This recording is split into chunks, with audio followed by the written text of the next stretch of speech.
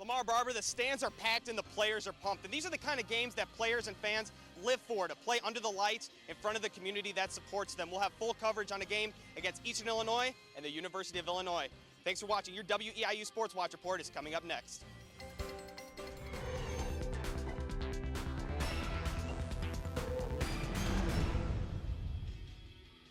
Good evening. We're in Peterson Park in Mattoon, where the Fighting Illini are about to take on the Eastern Illinois Panthers. And the Panthers are coming off one of their most impressive games of the weekend when they were able to score 48 runs in 2 games against Morehead State, scoring a combined 48 runs. Now coming into this game, U of I sits at a record of 11-15, but they lead all time in this series 48-21.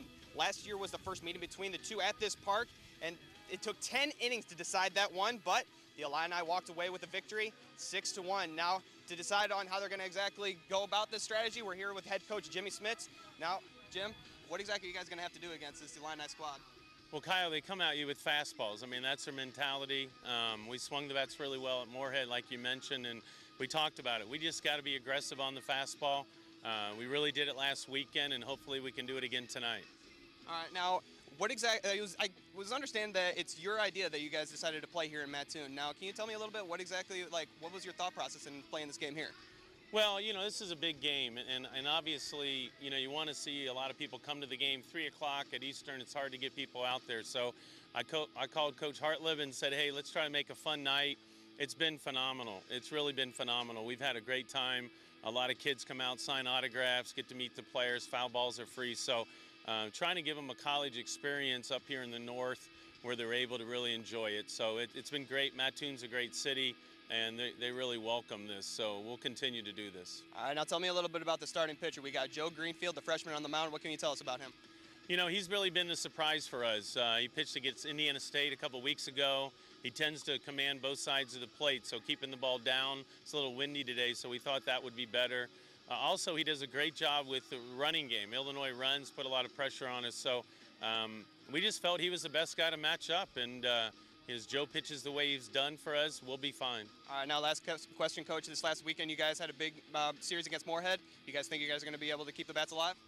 No, I think, you know, told Kurt Stretch move the fences in. You know, he didn't have time to move them in. Morehead has a short porch, and we just said it, but the wind's blowing out. So wind's blowing out, we swing the bats well. It could be a high-scoring game. All right, thanks a lot, Coach. Now you heard it from him. The wind is blowing out. Now the game is set to take place here on WEIU TV right after our news broadcast, a little bit after 6. You can also listen in on Hit Mix 88.9 WEIU. So keep it here on WEIU. You'll be able to hear that broadcast. And also, while the seats are packed right here, over at the University of Illinois, they're taking out seats.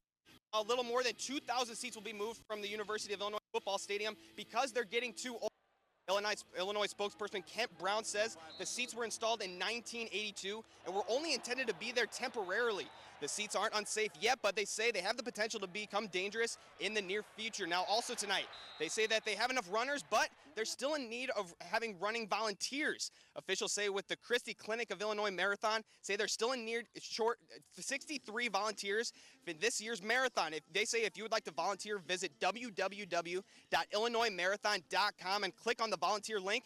Officials say that they have all the runners that they can handle, and now they're having to put people on waiting lists. The race is scheduled for April 31st. And in my final notes, the Eastern Illinois softball team is ready to take action at Williams Field tomorrow at 4 o'clock. They're going to be taking on rival SEMO. You can catch that game on WEIU. We'll have full coverage on that in our next sports broadcast. Also, if you stay tuned here, once again, WEIU will be broadcasting this game live. Reporting live from Mattoon, I'm Kyle Gertine. I'll swing it back to you guys at the desk.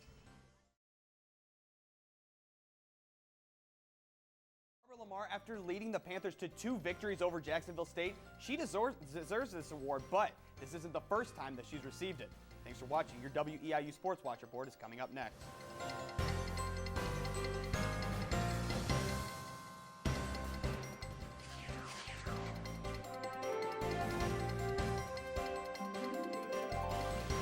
The Eastern Illinois basketball team inked another player with a reputation of winning at every level.